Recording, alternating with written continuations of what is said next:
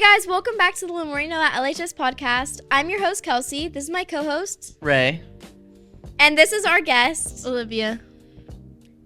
And today we're going to be talking about FFA and why it is so important here at LHS. So Olivia, what can you tell us about FFA? Well, to start off, I'm our FFA treasurer. So basically what we do is we try to incorporate agriculture with leadership. And so a lot of the things we do is based on leadership, but we bring in agriculture with it. So we have teams where you're judging things in agriculture and stuff like that. Or then we have speaking teams where you're building your speaking, your leadership skills and stuff like that. We go to conferences and we go to different places. I've been to all the way to Indiana for something. You can do a lot in FFA. Wow, that sounds so much fun. Yeah. What made you want to join it? So my freshman year, I wanted to show a pig, and that's literally the only reason I decided to join. So I was like, okay, I'm just going to join, I'm going to show a pig. And then I started interviewing for positions. So I interviewed to be green hand, did not get it whatsoever. I also interviewed to be an officer, did not get that either. But then I went to state conference and stuff. State conference was fun. You're literally with a group of FFA kids, and you're like, it's 6 a.m. and everyone's cracked out dancing in the middle of an arena in Sacramento and Ontario. And you're like, it's like nothing you've ever seen before, because these kids are like, it's 6:30 in the morning and they're all dancing. Like, it's That just sounds fun. Yeah. crazy. So you said something about showing a pig. What does that mean? Okay, so there's a lot of controversy when it comes to showing animals. Some people believe that showing animals is like animal abuse, which we try to show people that it's not in FFA. So basically when I show a pig, I'm raising it since about February all the way to June. And so when I go to the Kings County Fair, I show my animal. And so showing your animal is basically like with a pig, you have this little thing that's called a whip, but it's basically like a stick, like a flimsy stick. And so you're kind of like tapping the pig. And pigs have really hard skin, so it sounds like it's hurting them, but their skin's like 10 times thicker than ours, so it's not really hurting them at all. And so you're kind of walking them around and you're showing off their body to judges, and the judge basically judges you as a person and then judges your animal.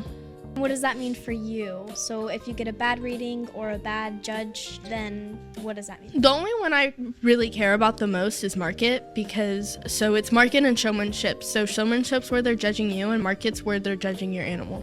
I care about market because I want my animal to look good, because the better my animal looks, the more money I can make.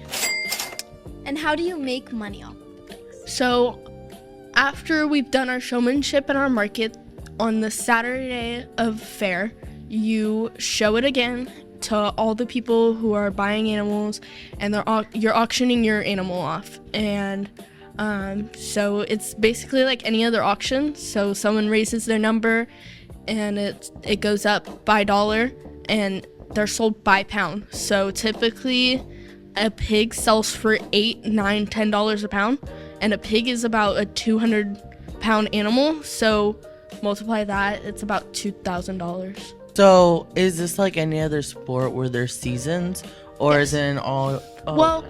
it's kind of all year round, but in different counties, it's different seasons. So ours is in like the dead heat of summer.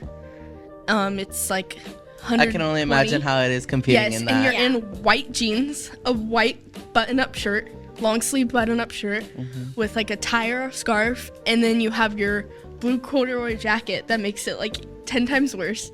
And you're in there for about 20 minutes, like showing that animal, and it's like you're hot, you're sweaty, but then you have to think, oh, my animal can't sweat, so this thing's hot as and then so you have to like take care of that before you take care of yourself once you're done.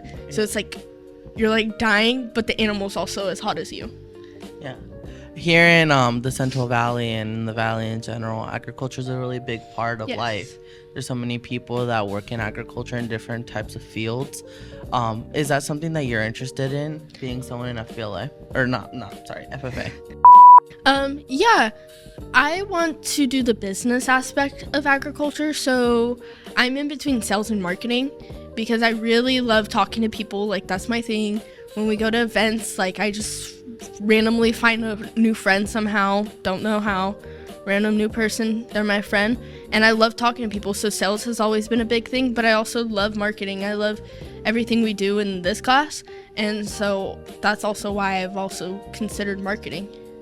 Why should people join FFA? If you could give any reason why, say me, for example, I'm not in FFA, what would be the best reason why I should join? What would sell me on joining it? You meet a lot of great people. It's not just about the things you learn, it's about the people you meet. I've made so many connections, and I have people I know who can get me a job right out of college, right out of high school.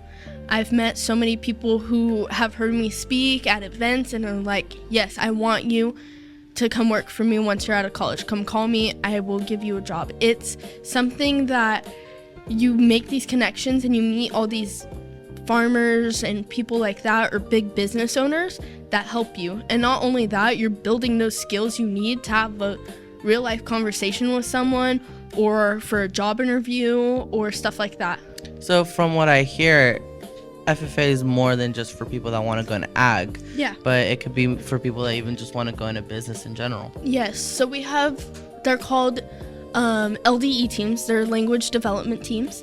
And so basically you're speaking. So I've done one called extemporaneous. So you get 30 minutes to research a topic out of a binder that you pre-made, and you have to pick a random topic when you get there, and you're building your public speaking. And so you're creating like this speech that you have to give for 5 minutes off of something you barely know, and you go in and you give that speech and you just kind of BS your way through it. Oh wow. There's also ones where you have to memorize speeches. There's ones where you have to do a job interview, and then there's also our CDE teams, like marketing. We have a ag sales and an ag marketing team, I believe. And so you get judged based off of those things. So if you can sell this pitch better than someone else can, you basically win something out of it. But there's also like things like citrus and cotton judging and livestock judging that people also do. So this is like when you go out to conferences, because you did mention earlier about how fun it is to go and, you know, having a fun time there and meeting so many people. Are these the type of things that you do at these conferences? Yes. So at these conferences, they're basically your leadership development conferences. So there's like, for freshmen, there's one called Green Hand Conference. And then as you work your way through, there's MFE and ALA. MFE is for sophomores, and then ALA is for juniors.